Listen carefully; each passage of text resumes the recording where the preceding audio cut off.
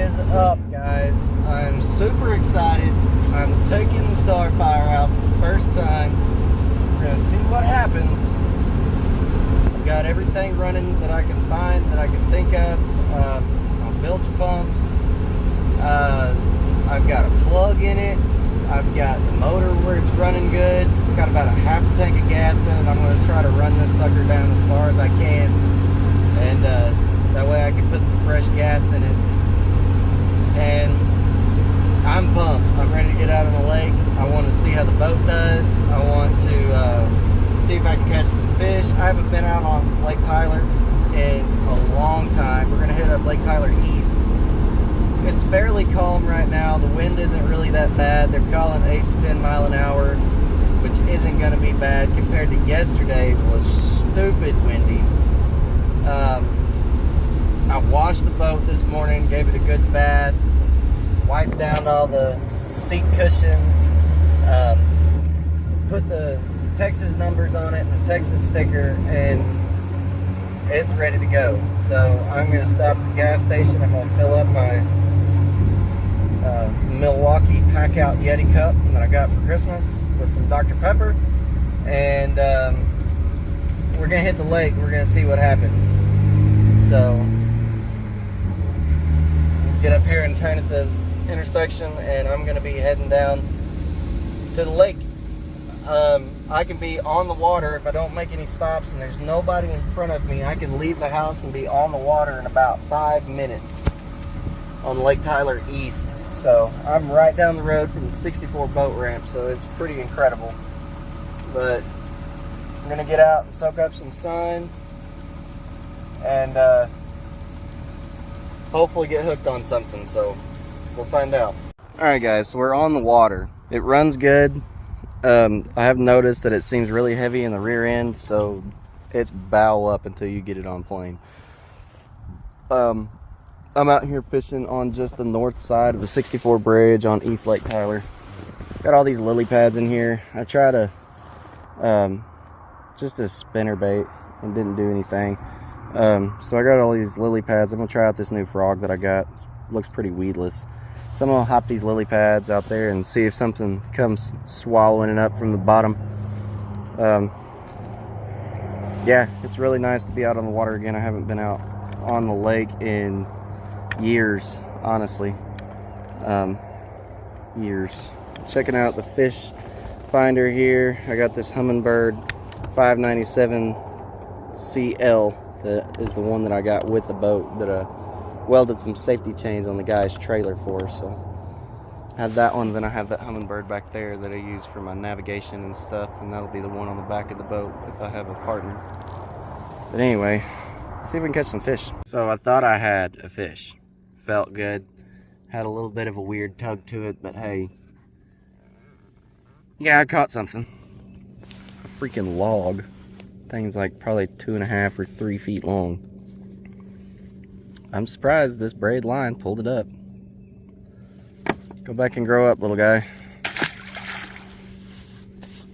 Well, I caught something, and it wasn't grass. So I quit using the frog over on the other side of the bridge, and then I started using a dinger, like a yum dinger, and trying to do a Texas rig on it, and didn't catch anything with that. So I left over there, and now I'm over here up in a little cove that comes around here. I've fished it before, and it's a good looking little spot. It's got some grass on the edge. The west is behind me over here, so I'm gonna see if we get something over here.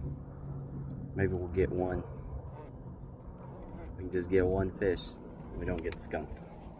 So far, all I am is stickmaster, so we'll keep trying. I'm running a chatterbait now. I may switch over and go to like a little sunfish or a minnow or something, since there's not a lot of weeds over here. I can fish along the side of the weeds and not have to worry about catching up too bad. So we shall see. Well, it was not the outcome that I had hoped for. I didn't catch anything. I got a bite, but I didn't set the hook. I didn't grab it.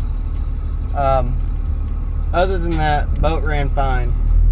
I think the highest I got it up to was 54 miles per hour GPS speed. The trim gauge is out on it. Usually I don't use a trim gauge. I just go by how it feels, how it sounds.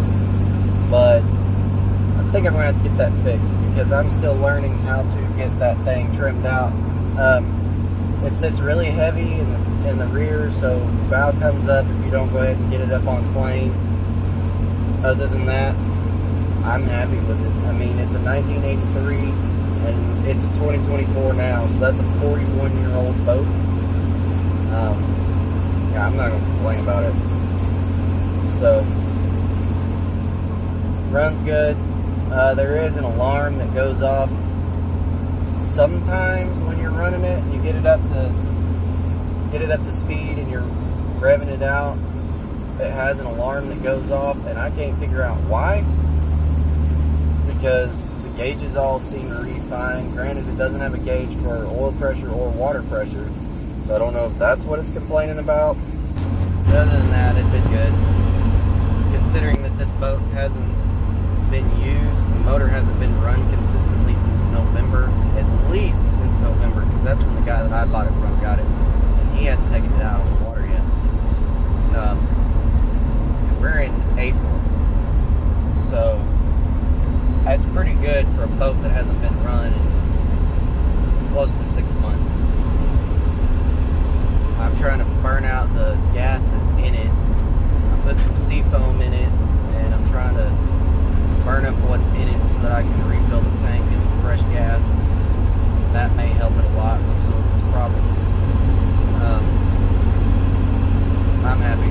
I've adjusted the roller on the front, the roller guide, so that it would sit a little bit higher up on the trailer. Got it up a little bit higher. I learned not to back as far down in the water as I have with other boats, because it floats very well. Tried to float off on me. But I just got it off the trailer. When I backed in just about right. The end of the bump was at the water. So that was good. It ran up on the trailer pretty well. And I think I've got it figured out kind of where I need to be in the future. I do still think I'm going to at some point replace this trailer with one that's a tandem, and I'm also going to try to either get one that has a foldable tongue, or I'm going to convert the tongue to foldable so that I can get it in the garage that we have here at the house, and I don't have to leave it out, and I don't have to put a cover on it. That's a big thing.